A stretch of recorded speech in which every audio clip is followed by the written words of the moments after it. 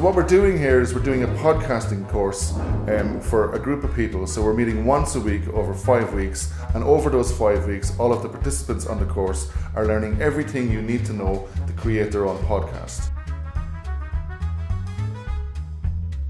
All of the participants, they're doing vox pop interviews, they're doing one-to-one interviews, and they're recording the links or the scripted pieces that you would have between the interviews, and then they're also choosing music, and then they're taking all of those elements, the music, the interviews, the links, and they're combining them using audio editing software into a standalone program or podcast, which we can afterwards post somewhere on the internet, perhaps a site like SoundCloud or iTunes or somewhere like that. I think the process has worked really well. We have quite a diverse group of people who are on the project, and they all bring a range of skills to the project, and what they've brought, which has been most impressive to me, is they've brought like a massive amount of enthusiasm to the project. So there's a great energy in the room every week. Everybody is really up for what we're doing, and so that's a great environment to be working in. And there's also people are kind of working with each other, and so if one person is particularly strong in one area, perhaps like editing, but not so good with interview skills or stuff like that, people are working together and helping each other through all of the tasks. I think what people can learn on a course like this is they can learn interview skills, and interviewing is something people rarely, if ever, do in their ordinary life because there's no real call for it. But it's a wonderful thing to be able to do. It's great for people's confidence, and it's something everybody can do because it's almost exactly the same as a conversation, but with a bit of a structure and a plan to it. And everyone can do that, but like I said, nobody does. And by giving people the opportunity to do that, there's great learning in that, and it's a great boost to their confidence. There's also the opportunity to develop some technical skills, like using the audio editor. We're using Audacity for this course. So people are taking all of the different elements that they've recorded and produced, and they're putting them together in the editor. And that's kind of a super process to be involved in, because it's very creative, and very quickly you can take the elements that you have thought up, and then you can build a cohesive, coherent, and hopefully entertaining program. And then there's also the teamwork. A lot of the stuff we're doing here is teamwork, and so people are kind of working together and troubleshooting problems together, so there's great teamworking skills. And then there's also planning, because if you're making a radio program or a podcast or any sort of production like this, there's loads of different bits in it, loads of things you have to think about. And so to get people thinking about those things and planning a complex task like that, those skills, those planning skills, are transferable to other areas of the participants' lives, you know. So I think overall, there's great scope for learning in a whole range of disciplines on something like this. They can take what they've learned here and they can use it in a community setting. Traditionally in the media, the power in the media was concentrated in the hands of very few people and organisations. So people in the broadcast sector, radio and TV, the print sector, and they would go to members of the public often and ask them for their opinion. But it was mostly, the media is controlled by a small amount of people, very influential people. Nowadays, because of the internet, more people can have access to the media.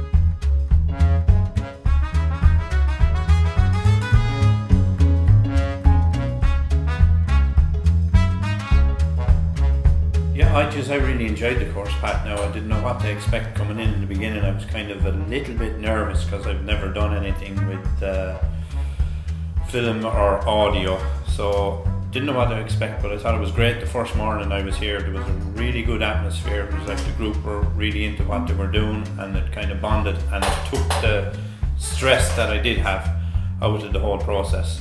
But I really enjoyed the process, the kind of getting out down the town, doing the vox pops with the lads, and then bringing it back into the studio here and learning a bit of the IT, the technical end of it as well. So it was good, the practical, out in the street with the people, meeting the people, discussing what was going on before we went out, and then bringing it back into the studio. I thought the process was great.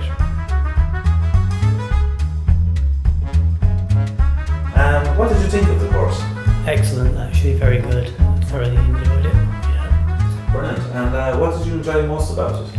I'd say probably the outside broadcast box pop, you know, getting out and about and meeting people and getting opinions. Really, that was probably the best bit. And what kind of things did you learn? Certainly editing's very useful, and yeah, it's a tricky procedure, but with practice I'd say I'd probably get better at it, you know. And what will you do with what you have learned? I'll believe no amount of knowledge is ever wasted, so I'll certainly be making use of it, and probably try and do a lot more if I can in the future. So, see where I can take it from here.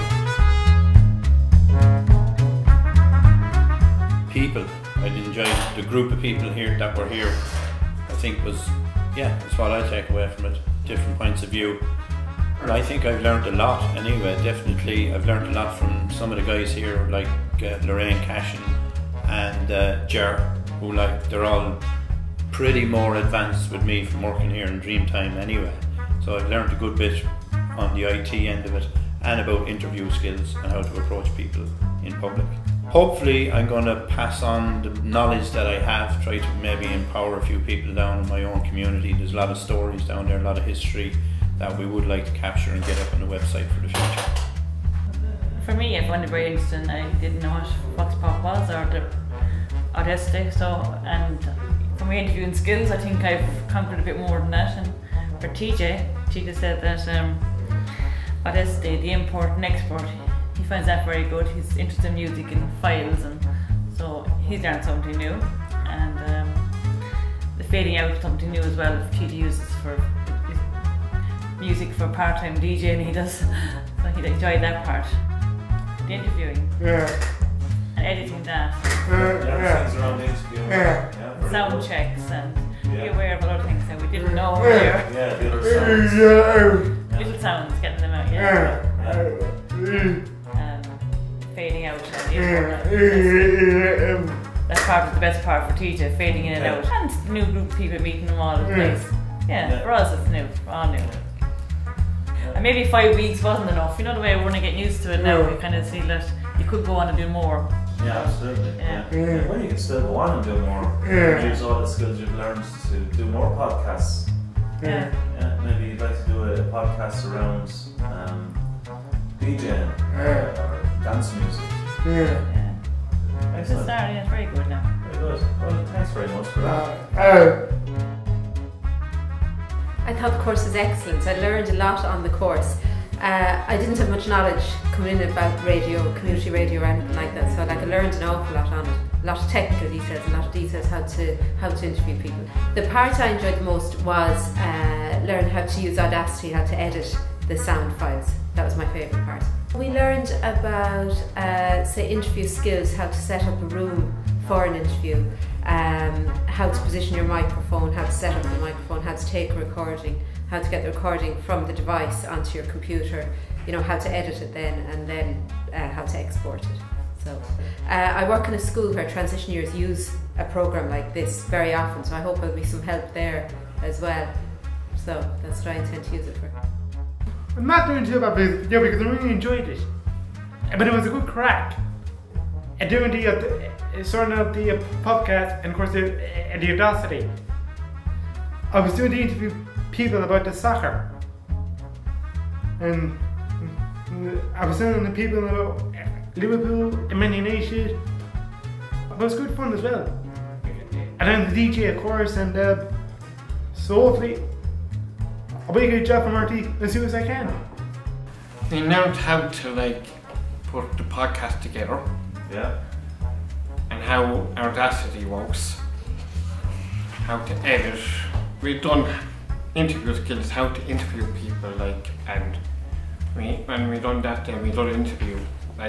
I interviewed Keir Fitzgerald, and I came back and edited that, and put that together. And then we done a Vox Pop down with Keir Street as well. That's Vox Pop is when you go down, and that's to publish your opinion on a different subject. And when we came back, then we learned how to edit all that and export it to SoundCloud or to Facebook. Yeah, I really enjoyed the course. It was very good because we met people, different people, and it was good to do. And we learned a good bit about how to do Audacity and how to put things together, on Audacity. In the future, I would do more maybe podcasts about Kenny, go out and ask more people and more different things about the community and get to know the community more. I found it good. What did you like about it? Finally getting the kind of getting into doing the editing and all that with the Audacity. We went down to get opinions from the public down Kieran Street down there, and then editing it on Audacity. I got kind of the music that was so that it was to match what broadcast I was doing, like with the interview, the interview in the background, and getting everything ready for it. It's going to be on some websites, and then it's going to probably be up on radio, eventually our own radio. Getting more ideas of doing vox pop mostly, because like I'm good at the vox pop now than what I was at first. Like, more confidence. Yeah. And try not to worry about what I'm doing, but just keep the control and making sure that you have all the information and getting all the information ready before you start doing the vox pop, because otherwise you'll be lost. Well, I think what we've learned here on the course, people have learned basically from beginning to end how to create their own podcast, right? So possibly, potentially, what people can do now is people can go back into the community, some of the participants from Great Mana, and they can create a community podcast on a regular basis if they want. They can post online, you can link it to a Facebook page, if there's a community Facebook page, something like that.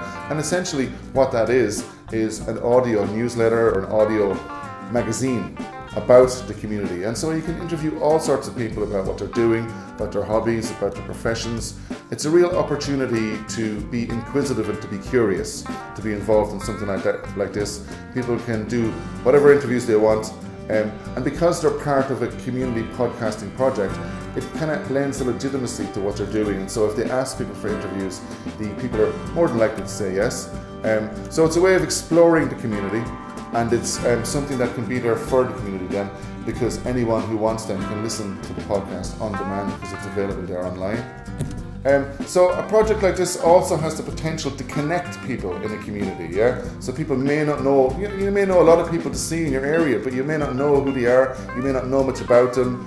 But if you're involved in a project like this, it's part of your role to go out and interview people, connect with other people, talk with them, you're doing research, you're doing interviews, all of these things. And that's connecting you with people in your wider community. So hopefully you're building community cohesiveness, or you're building a more integrated community, can hopefully come out of something like this.